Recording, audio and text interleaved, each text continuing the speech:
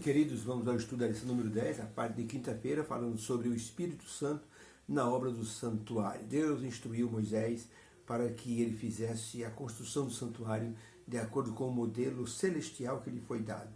Deus diz: tome cuidado, você tem que fazer exatamente com o modelo que eu te dei, porque é a medida do santuário celestial. Era uma cópia, assim, do modelo celestial, então devia ser feito com toda a perfeição. Perfeição é o que Deus deseja daqueles que o servem. Por isso ele capacita, porque a pessoa faça o melhor. E logicamente que aquilo que é perfeito, ele salta aos olhos e assim tira exclamações assim sobre a beleza daquilo que está sendo visto. Conta-se que uma catedral assim em Roma, ela foi assolada por uma forte tempestade. E um dia, um grande artista plástico, um artesão, esteve visitando a catedral e olhou os vitrais assim, que não eram todos iguais. E ele perguntou para o rapaz que cuidava: por que esses vitrais são diferentes? Então o diácono disse: que houve uma tempestade muito grande e derrubou aqui, quebrou os vidros vitrais. E onde estão os vidros quebrados? O diácono diz: vem que eu vou lhe mostrar. Atrás, então, assim, do púlpito, havia então uma espécie de um batistério, e lá por trás havia um local onde estava uma caixa de madeira grande. Ali estavam depositados todos os vidros dos vitrais que haviam sido quebrados. O homem disse: o senhor poderia me ceder esses vidros? Eu tenho uma obra para fazer com esses vidros. O diácono disse: pode levar então, não tem nenhum problema. O homem arrumou um carro grande, colocou a caixa grande cheia de vidros e levou embora. Depois de uns 6 meses, ele voltou lá e disse para o diácono: o senhor pode me acompanhar, por favor? E quando chegaram no estúdio daquele grande artista, o diácono ficou impressionado. Os vitrais estavam restaurados como se nunca houvessem sido quebrados. O homem pegou pedacinho por pedacinho do vidro, como se fosse um quebra-cabeça, e montou e deixou os vitrais da mesma forma como era antes. Uma obra impressionante.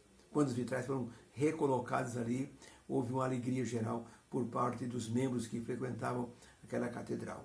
Estavam os vitrais outra vez no lugar. Tudo por obra de uma pessoa altamente capacitada e que era apaixonado pela sua obra, assim, de fazer um artesanato. Pergunta número 5.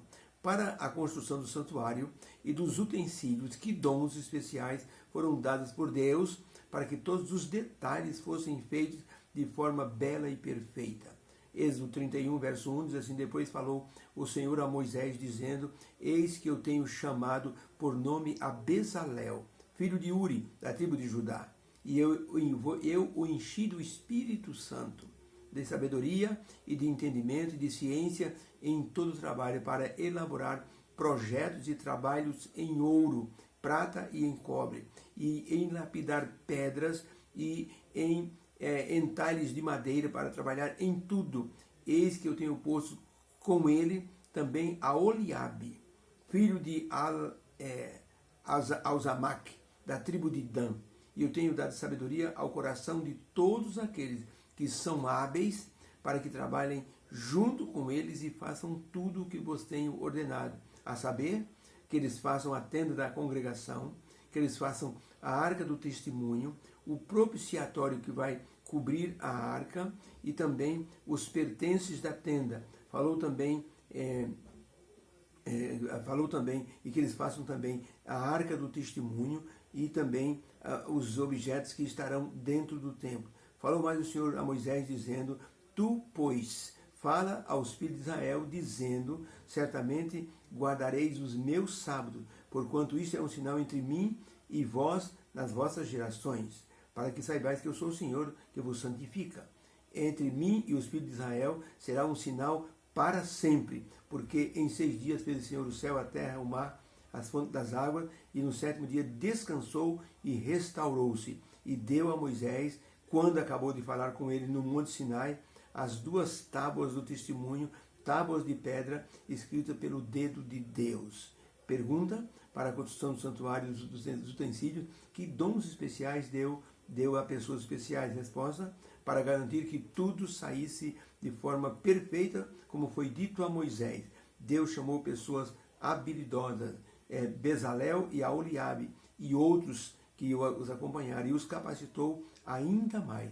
através do Espírito Santo, dando-lhe sabedoria e habilidade para toda a obra a ser feita. Que coisa espetacular!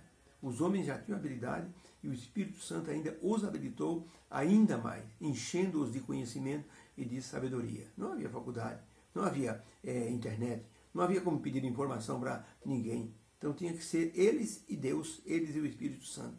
E Deus os capacitou. Esse detalhe é muito interessante, pois mostra a preocupação divina com aquilo que é sagrado. Um santuário feito por seres humanos, capacitados pelo Espírito de Deus. Por isso que Deus habitaria num lugar como esse. Por isso ele chamou Bezalel, Aholiabe e muitos outros ajudantes, capacitando-os para os trabalhos especiais de forma artesanal, para que agradassem ao Senhor, os móveis do santuário e também as roupas do sacerdote e toda a obra assim de artífice que representava a obra da salvação e representavam Jesus Cristo em cada detalhe. Deus inclusive aproveitou para dizer que a construção do santuário era importante e que além do santuário físico havia um outro santuário que era o santuário do templo. E Deus fez questão de lembrar a questão do sábado. Lembra do dia do sábado para o santificar. Por que Deus falou do sábado ao falar do santuário? Porque poderia ser que as pessoas que estivessem trabalhando no santuário poderiam achar que por estarem fazendo uma obra para Deus, poderiam usar as horas sagradas para continuar a obra. E Deus disse, não, o sábado será para descanso. Larguem tudo e vocês cultuem a mim no santo dia do Senhor. E coisa interessante, Deus se lembrou desse detalhe de que as pessoas não poderiam se perdoar a si mesmo, é do Senhor mesmo, vamos fazer que não tem nenhum problema. Isso mostra que a santidade do sábado ela é muito especial. Nem na construção do santuário Deus permitiu que se trabalhassem ao sábado. E Deus citou o quarto mandamento para lembrar que no sábado eles não poderiam fazer nenhuma tarefa, nem mesmo construir o santuário. Ellen White, no livro Patriarcas e Profetas, página 314, disse, acabavam de ser dadas instruções para o levantamento imediato do tabernáculo para o serviço de Deus. E agora, sendo que o objeto em vista era para a glória de Deus, poderia o povo concluir que estariam justificados trabalhando naquela construção no sábado. Para os guardar de tal erro, foi feita uma advertência. Mesmo a santidade e a urgência daquela obra especial para Deus não deviam levar o povo a infringir o santo dia de repouso. Veja como Deus ele tem um cuidado especial com o seu santo dia. Porque muitas vezes as pessoas elas dizem, isso aqui é para Deus, não tem problema, a gente pode fazer. Não, eu vou comprar agora fita crepe, vou comprar durex agora, porque eu esqueci de comprar ontem, mas é para Deus mesmo, não tem nenhum problema. Mas o testemunho é importante. As pessoas muitas vezes sabem que nós somos adventistas. Olha, eu estava em casa, surgiu um homem na minha porta, dizendo, Gilberto, tudo bem? Tudo bem. Eu sou o Mário, eu sou o cabeleireiro aqui em cima na avenida. É o seguinte, eu estava procurando um adventista e eu fui na padaria e perguntei, alguém conhece um adventista aqui?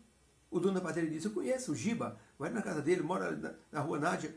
Deu o endereço. Falei, eu nunca podia imaginar que o seu Toninho, do Antônio, que o seu Toninho me conhecesse como adventista. Ele sabe que eu sou adventista. Mas sabe por quê? Eu tinha uma loja em frente à padaria dele. E no sábado eu não abri a loja. E um dia eu lembro que ele me perguntou, por que você não abre a loja no sábado? Porque eu sou adventista. E ele lembrou disso, hein? 40 anos depois, ele lembrou, mandou o homem, esse cabeleireiro, conheceu alguns venezuelanos e haitianos que estavam passando muita necessidade e eles eram adventistas.